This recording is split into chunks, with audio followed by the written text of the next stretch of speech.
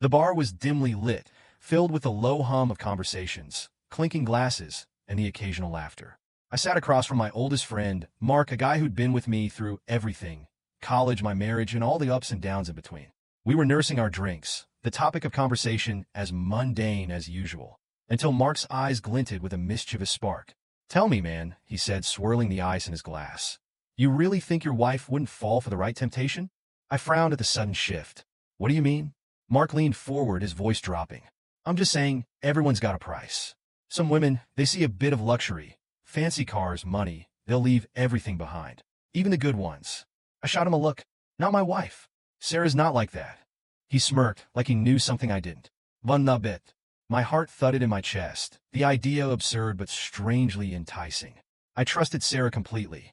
Yet here was Mark, hinting at something I couldn't resist proving wrong. "What exactly are you proposing?" Mark grinned wider. "Simple. I'll hit her up. Act like a rich stranger, someone with a nice car, a flashy lifestyle. She doesn't know I'm your friend, right?" I shook my head, though the thought of it felt slightly dangerous. "She's never met you. We kept it that way after you moved to the city." "Exactly." He took a swig of his drink and set it down, the ice settling with a soft clink. "I'll pose as some rich guy. See if she bites. You say she's loyal. Let's see if that's true." I hesitated. It was absurd. I trusted Sarah, but some darker part of me was curious. Curious to prove just how solid we were. And maybe, just maybe, I wanted to shove Mark's cocky assumptions right back in his face. "All right," I said slowly, the words heavier than they should have been. "You're on." Mark raised his eyebrows, surprised but pleased. "What's the wager?" I thought about it, wanting to come up with something significant, something that would make him eat his words when Sarah didn't fall for his act. $5,000, I said, trying to sound confident. Mark whistled. $5,000, huh? All right, you're on." He leaned back, already pulling out his phone. "What's her social media?" I hesitated, a wave of doubt crashing over me. But it was too late now. I gave him her profile, and with a few taps, he started setting the trap. He showed me the fake account he'd set up, a sleek, expensive-looking profile with pictures of luxury cars, beach vacations, and designer suits. "I'll start slow," he said, smirking. "See if she takes the bait." As he sent the first message, a feeling of unease settled in my stomach. I trusted Sarah, but this was something else. And now it was out of my hands.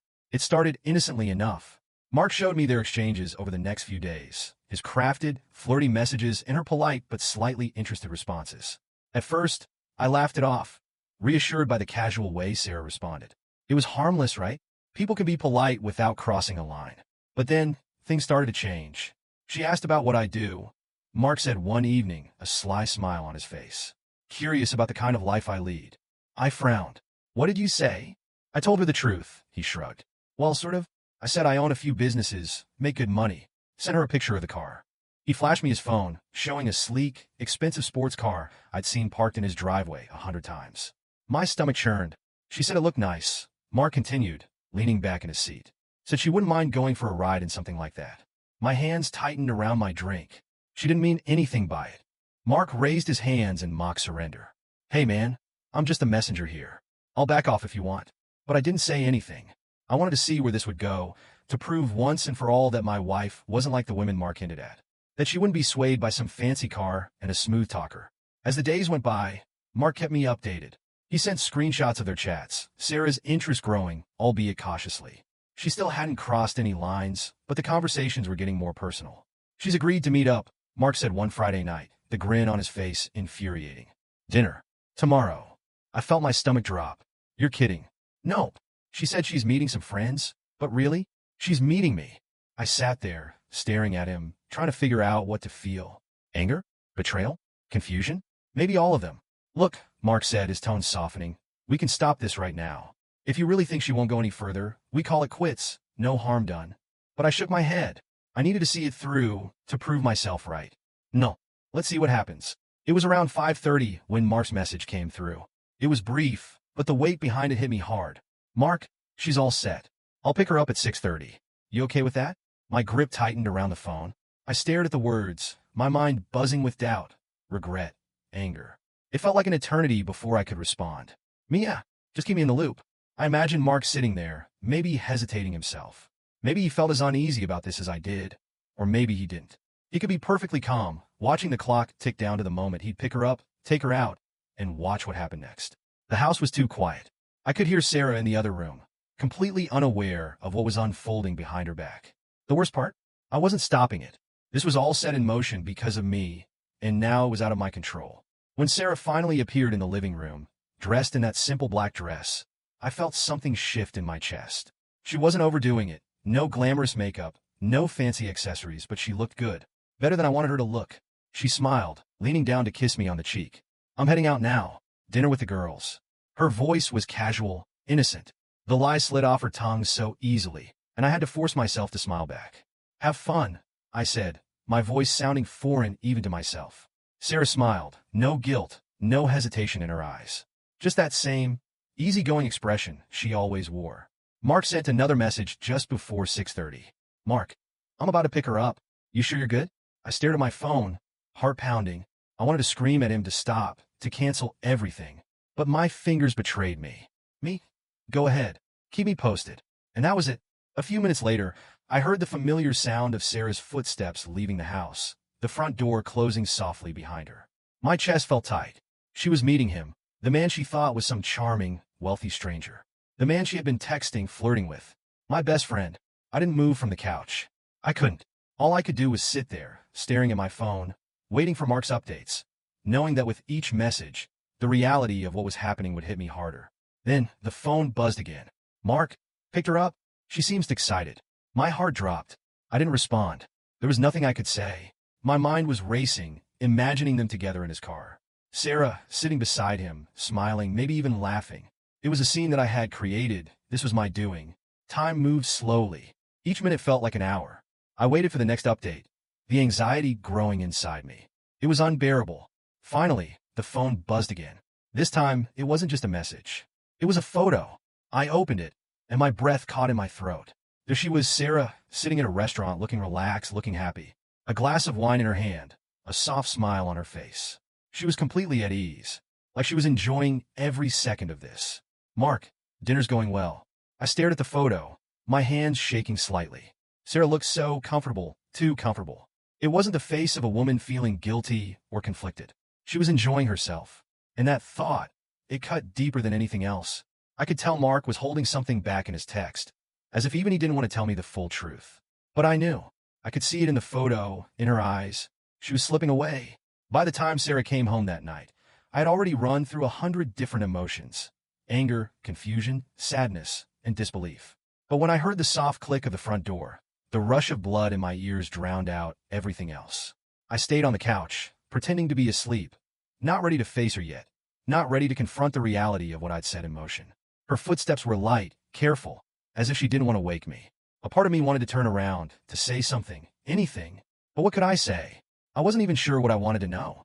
Instead, I just listened as she moved through the living room and into the bedroom. It felt like hours before I finally allowed myself to breathe again. The next day, Mark sent me another message. Mark, she said she had a great time. Wants to see me again. I stared at the text, feeling a mix of emotions so powerful I could hardly process them. I had asked for this, hadn't I? I had agreed to let him go through with it. But now that it was happening, I felt like I was sinking. Me? What did she say? The reply came almost immediately. Mark, nothing specific yet, but she was definitely into it. Flirty. Mention the car again. That car. That goddamn car. It wasn't just the money or the luxury. It was the idea of something different, something exciting. I knew Sarah well enough to see that she was craving something she thought I couldn't give her anymore. Or maybe I never could. Me. Are you going to see her again? I didn't want to ask, but I had to know. Mark, I told her I'd think about it. I can push for it if you want. The sick feeling in my stomach grew. This was real now. She wasn't just flirting with the idea. She wanted more. But did I? I could stop it here, tell Mark to end the whole thing, admit I had been wrong to let it get this far. Or I could let it play out, let the truth, whatever it was, reveal itself. I couldn't make a decision. So I didn't. Me. Let's see where it goes. A couple of days passed without incident. Sarah went about her life as normal, though I noticed subtle changes. She seemed more distant, distracted, her phone always close by. I told myself it was just my imagination. But then, on a quiet Tuesday evening, she dropped the bombshell. I think I'm going out again this weekend, she said casually as we sat on the couch. The girls are planning another dinner. My stomach twisted, but I managed to keep my face neutral. Oh yeah? Same group? She nodded, not meeting my eyes, which was a dead giveaway. Yeah, it's nothing big, just dinner and drinks. Dinner and drinks. I knew what that meant. Mark had already told me they were planning to meet again. He hadn't asked her out yet, but I knew it was only a matter of time. This wasn't just a casual flirtation anymore.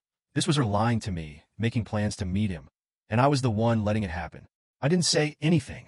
What could I say? I just nodded, acting like it was no big deal. Inside, I was screaming. Later that night, Mark texted me again. "Mark, I'm going to invite her over to my place this time." I stared at the message, my pulse quickening. This was it, the line that couldn't be uncrossed. Me, you think she'll go for it? Mark, I think she's ready. She mentioned she wanted to see the place. I'll make it casual, see how far she's willing to take this. The room felt like it was spinning. Was I really going to let this happen? Was I going to let my wife walk into another man's house, my best friend's house, without stopping her? Me do it? I regretted the words the second I sent them, but it was too late now. The bet was in full swing, and there was no turning back. The days leading up to the weekend felt like torture. Sarah continued to act normal, but I could feel the distance between us growing. I couldn't look at her without wondering what she was thinking, what she was planning. I tried to catch a glimpse of her phone, but she was careful. Too careful. Mark and I didn't talk much in those days, just a few updates here and there, nothing too specific. He was giving her space, letting her take the next step. I waited in agony for that next message, the one that would tell me if she had agreed to meet him. And then on Friday night, it came. "Mark, she's coming over tomorrow." The words hit me like a punch to the gut. She had agreed. Sarah was really going through with it. Me? What did she say? Mark, she said she's looking forward to it. Wanted to see the place, hang out, nothing too serious. Nothing too serious. Except it was more serious than anything I had ever imagined. That night, I couldn't sleep. I lay in bed, listening to Sarah's steady breathing beside me, my mind racing with 1,000 different thoughts. How did it come to this? How would I let this happen? I wanted to wake her up, to shake her, to ask her what the hell she was thinking. I wanted to beg her not to go, to tell her that I knew everything. But I couldn't. This wasn't just about her. It was about me. I needed to see how far she would go, how much she was willing to risk. I needed to know the truth, even if it destroyed me. Saturday morning arrived, but the sense of dread that had settled over me hadn't lifted.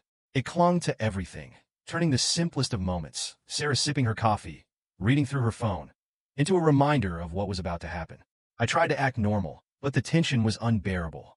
I could barely look at her without thinking about what she was going to do that night. Sarah moved through the day like it was just any other Saturday. She smiled at me, made small talk about her plans for the day, but all I could hear was the clock ticking down to the evening. She hadn't said much since mentioning her dinner with the girls, but there was a shift in her, an excitement she wasn't bothering to hide. By noon, I couldn't take it anymore. I needed to escape the house, get some air, clear my head. I told Sarah I was going out for a bit, but she didn't ask where. She barely glanced up from her phone. I drove around aimlessly, not sure where I was headed, my mind racing with 1,000 questions. Could I still stop this? Should I just confront her? Tell her that I knew everything? What would she even say? Would she deny it? Or worse, admit it? My phone buzzed in the cup holder. It was Mark. Mark, she's still good for tonight. 7 p.m. I felt my grip tighten on the steering wheel. Every part of me wanted to call it off, to tell him to cancel. But I couldn't. I had made my choice. This was the only way to get the truth. We got it. Let me know when she's there. I tossed the phone aside, disgusted with myself. What kind of person lets their best friend seduce their wife just to prove a point? But it was too late to back out now. I had to see this through, no matter the cost. When I got back home, Sarah was getting ready. She had changed into something a bit more casual, a light blouse and jeans. It wasn't as dressy as before, but the effort was still there. It wasn't for me. "You heading out soon?" I asked, trying to keep my voice steady. "Yeah," she replied, not really looking at me. "Meeting up with the girls around 6:30. I'll probably be back late." Back late. Of course. She didn't even bother hiding the lie anymore. The casual ease with which she said it made me sick, but I didn't let it show. I just nodded, forcing a smile. "Have fun," I said, the words bitter in my mouth. She kissed me on the cheek, and for a moment, I almost stopped her. The words were right there, caught in my throat. "Don't go. Please don't go." But I stayed silent. I watched her grab her purse and leave, the door closing behind her with a soft click that felt louder than anything. Mark sent me a message not long after. "Mark, she's on her way. Should be here by 7. I sat in the quiet house, the empty space around me suffocating. The weight of everything pressed down on my chest as I imagined her driving to his place, unaware of how deep the betrayal really ran. Not just hers, but mine too. Time passed in agonizing silence. I tried to distract myself, but it was impossible. Every tick of the clock felt like another step closer to the edge, another reminder of what was happening. And then, finally, the message came. "Mark, she's here." I stared at the screen, my heart pounding. There was no turning back now. She was at his house. She had crossed the line. Me. What's she doing? Mark. She's just looking around. I'm giving her a tour of the place. A tour of the place. I could picture it in my mind. Sarah walking through his house, maybe admiring the view, smiling at him, letting herself believe that she was in control. But she wasn't. Neither of us were. Me. Let me know if anything happens. The next message didn't come for a while. I sat there, phone in hand, the silence stretching out like a noose tightening around my neck. Every second felt like an eternity. I imagined all the worst things. Her making the first move, him taking her into the bedroom, them laughing at how easily I'd been deceived. But then, finally, the phone buzzed again. Mark. We're in the living room. She's getting comfortable. I could feel my stomach drop. It was happening. I could almost see it. The two of them on his couch, maybe sitting a little too close, Sarah leaning in, her guard down. I knew her. Knew her tells, her body language. She was letting her walls fall. Me. Is she making a move? I waited for what felt like an eternity. Then, the reply came. Mark, yeah. She kissed me. I felt like I'd been punched in the gut. My hands shook as I stared at the message. She kissed him. My wife had kissed another man, my best friend. It wasn't just some innocent flirtation anymore. This was real. Mark, I didn't push for it. She did. I wanted to scream, to throw the phone across the room, to drive to Mark's house and end this insanity. But I didn't. Instead, I typed out a message I wasn't even sure I believed. Me. I need to know how far she'll go. The silence after that was unbearable. Every minute that passed felt like another twist of a knife. I couldn't breathe, couldn't think. I just sat there, staring at my phone, waiting for the next update, knowing that whatever came next would be the final blow. And then finally it came. Mark, we slept together. It was over. The game I had started, the bet I thought I could control, it had ended in the worst way possible. Sarah had betrayed me. She had crossed the line, and I had let it happen. I had watched it unfold from the sidelines, too scared, too weak to stop it. Mark's next message came through, but I couldn't bring myself to read it right away. My hands were shaking too much. When I finally opened it, his words cut even deeper. Mark, I didn't want to, but she was ready, man. She was the one who took it that far. I felt a wave of anger and nausea crash over me. This wasn't just on her, it was on him too. Mark had pushed her, led her down this path. Even if he claimed it was just to see what she'd do. He crossed a line too, and now everything was broken. Me? I can't believe this. Mark, I'm sorry. I didn't think it would go this far. I didn't want to hurt you. Hurt me? He destroyed everything. Me? Leave her out of this. I'll handle it. Sarah came home late that night, just like she promised. I was still on the couch, pretending to watch TV, my mind a whirlwind of chaos. When she walked in, she gave me a soft smile, one that made my stomach turn. How could she lie to my face so easily? Sorry I'm back so late, she said, her voice calm normal. Dinner ran long. I nodded, forcing myself to return the smile. No problem. Glad you had fun. She kissed me on the forehead before heading to bed, not a single trace of guilt in her expression. I waited until I heard the door close behind her before letting out the breath I'd been holding. I stared at the TV, the images on the screen a blur. Everything felt unreal. She had slept with Mark, and I had watched it all happen from the shadows, letting it unfold like some twisted game. Sunday morning felt like I was living in a fog, the world around me muted and distant. I went through the motions just like Sarah did. She seemed perfectly normal, smiling over her coffee, chatting about nothing, completely unaware that I knew everything. The lie we were both living had become suffocating. She had betrayed me, but I had let it happen. That thought wouldn't leave my mind. Every time I looked at her, all I could see was the night before. Her at Mark's house, her making the first move, the two of them together. It played in my head like a broken record, over and over again. Mark hadn't messaged me since the final text. After he told me what happened, I didn't respond. What was there to say? He was my best friend. He had proven my worst fear about my wife. But he hadn't just uncovered the truth. He had been the truth. He had participated, let it happen, and I couldn't tell if it was worse that he was part of the test or that he had been willing to take it all the way. Sarah was still in the dark. As far as she knew, last night had been her little secret. She didn't know I was watching from the other side, waiting for her to stumble. The whole thing made me sick. Later that day, I decided I needed to talk to Mark. The thought of it made my skin crawl, but I needed to hear from him directly. What he was thinking, why he let it go this far. I wasn't ready to confront Sarah. Not yet. I grabbed my keys, told Sarah I was heading out to run some errands, and drove to Mark's place. I didn't tell him I was coming. I didn't want to give him time to prepare, to come up with some story. I wanted the truth, raw and unfiltered. When I pulled up to his house, my heart was pounding. I sat in the car for a moment, staring at his front door, my hands shaking on the steering wheel. Was I really ready for this? Could I even look him in the eye after what he had done? I had to. Mark opened the door after a couple of knocks, looking surprised to see me. For a moment, we just stared at each other, the tension between us thick and heavy. He stepped aside, letting me in without a word. Inside, the house was quiet. Too quiet. I walked into the living room, taking in the familiar surroundings. The couch where they had sat, where it all had started, stared back at me like a haunting reminder. I felt bile rise in my throat. Mark cleared his throat, breaking the silence. Look, man, I didn't think it would go that far. I didn't want it to. I turned to face him, my hands balling into fists at my sides. But you did. He flinched but nodded. I did. But she was the one who made the first move. I swear, I wasn't planning on sleeping with her. My jaw clenched. But you did. I had to know, okay? His voice cracked, as if trying to explain it away would make things right. I had to know if she was really willing, if she was going to go all the way. And she did. Mark looked at the floor, unable to meet my eyes. Yeah. We stood there, the weight of his words settling between us. I wanted to hit him, to scream, to let out all the anger I had been holding back, but I didn't. Instead, I just felt tired, exhausted. You let it happen, I said, my voice quieter now.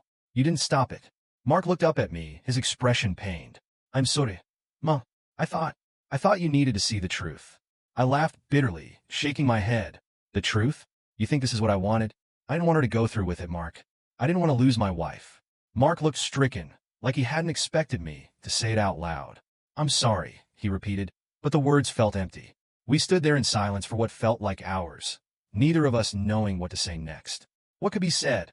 He had betrayed me just as much as she had, and there was no coming back from that. Eventually, I turned to leave, needing to get out of that house before I did something I'd regret. Mark didn't stop me, didn't say another word. As I reached the door, he finally spoke up, his voice low and strained. Are you going to tell her? I paused, my hand on the door handle. The truth was I didn't know. Telling her meant acknowledging the reality of what she had done, and what I had allowed. It meant opening up the floodgates to a whole new kind of pain. But keeping it to myself? How could I live with that? I don't know yet, I said quietly, and then I walked out the door. When I got back home, Sarah was sitting on the couch, scrolling through her phone like it was any other Sunday. I felt a wave of resentment hit me. She didn't know that I knew. She was carrying on as if nothing had happened. As if she hadn't just shattered the foundation of our marriage the night before. I couldn't take it anymore. I couldn't look at her without seeing Mark, without seeing everything they had done behind my back, even though I had set it all up. The guilt, the shame, the betrayal. It was all too much. I'm going to bed, I muttered, not waiting for her response. She looked up briefly, smiling softly. Okay, I'll join you in a bit. I couldn't get out of the room fast enough. That night, I lay in bed, staring at the ceiling, my mind racing. What was I supposed to do now? How could I even begin to fix this? Could it even be fixed? And what about Mark? He had been my best friend for years, and now everything was ruined. But I couldn't stop thinking about Sarah. The way she had acted, so normal, so casual, like she hadn't done anything wrong. Maybe she didn't even feel guilty. Maybe she thought she had gotten away with it. The worst part was, I didn't know if I could ever look at her the same way again.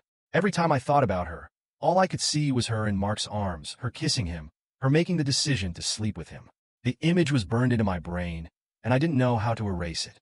Mark texted me the next morning. Mark, how are you holding up? I stared at the message for a long time before responding. Me? I don't know. It was the only answer I could give.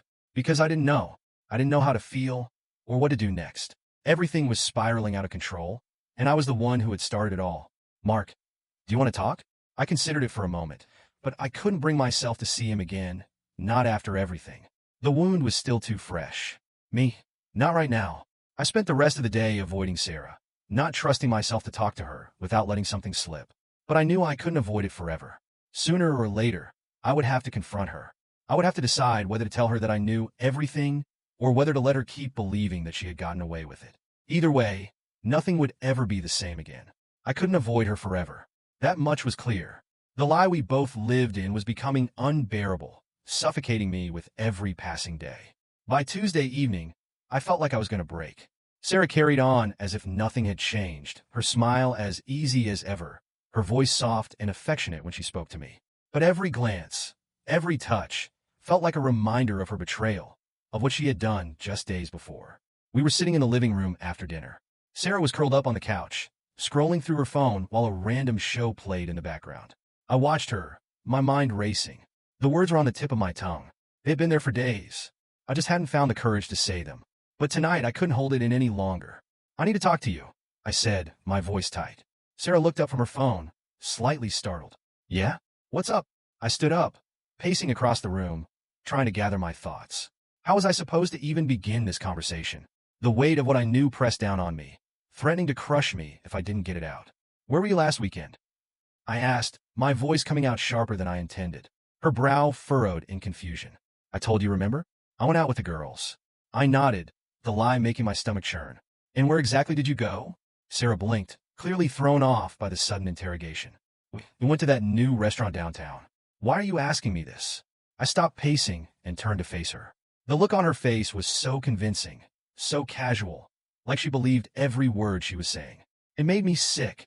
"Because I know you weren't with him, Sarah," I said, my voice finally cracking with the emotion I'd been holding back.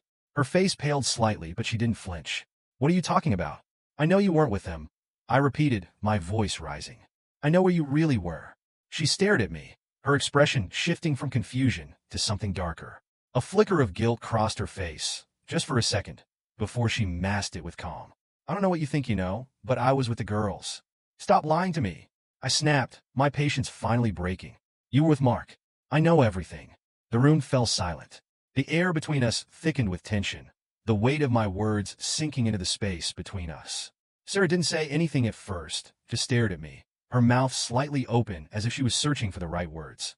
Finally, she spoke, her voice trembling. "How? How do you know that?" "Because Mark told me," I said, my voice hard. "I know you were with him. I know what happened." Her face crumpled, the truth finally breaking through the facade. She dropped her phone, her hands shaking slightly as she ran them through her hair. "Oh God!" I stood there, watching as the guilt washed over her. For the first time in days, I saw the weight of her actions reflected in her eyes, the realization that I had known all along. "I didn't mean for it to happen," she said, her voice barely above a whisper. "It got out of control. I don't know what I was thinking." I shook my head, my anger boiling over. "You don't know what you were thinking? You slept with him, Sarah, my best friend. You made the first move." She flinched at my words, tears welling up in her eyes. I know, and I'm so sorry. I don't know why I did it." The apology felt hollow, like it was coming too late, after too much damage had been done. I couldn't even look at her. All the anger, all the hurt, it came pouring out. "You lied to me, Sarah. You looked me in the eye and lied. And for what? Because he has money? Because he has a nice car? Is that all it took?" My voice cracked with emotion, the betrayal cutting deeper than I ever imagined it would. Sarah shook her head frantically, tears streaming down her face now. "No, it wasn't like that. It wasn't about him. It was about, I don't even know. I was feeling lost and lost." I interrupted, my voice rising. "And that's your excuse for cheating on me? For sneaking around behind my back with Mark? God, Sarah, do you even hear yourself?" She sobbed, burying her face in her hands. I don't know what to say. "I'm sorry.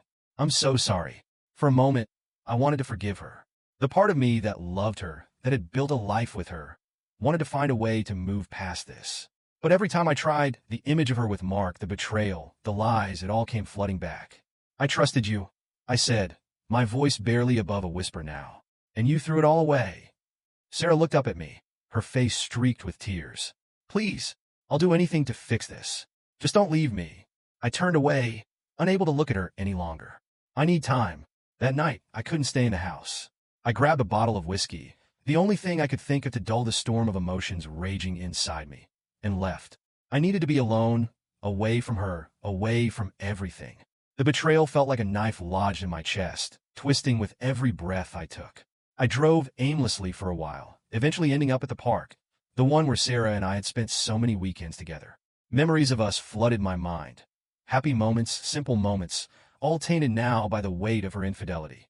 I sat on one of the old wooden benches, unscrewing the cap of the bottle and taking a long swig. The burn in my throat was nothing compared to the burn in my chest. The alcohol didn't help much, but it was better than facing the truth sober. Hours passed like that, lost in the haze of whiskey and regret. When I finally came to my senses, I realized what I had to do. I needed answers. I needed to confront Mark one more time, to figure out what the hell had gone through his mind when he let this happen. I drove to Mark's house, bottle still in hand. I hadn't told him I was coming, didn't care. This time I wasn't going to ask nicely. This time, I needed something more than apologies. When I pulled up outside his house, I saw that the lights were on. Mark was home. I grabbed the bottle, got out of the car, and walked to the door. My heart pounded in my chest, fueled by anger, betrayal, and whiskey. I knocked, harder than necessary, waiting as the seconds dragged on. Mark opened the door, his face a mix of surprise and guilt. Before he could say a word, I stepped inside, pushing past him into the living room. "I need to talk," I said, my voice hard, the whiskey making my movements sharper than they should have been. Mark didn't argue. He nodded, closing the door behind me. But before I could say anything else, I saw her. Sarah.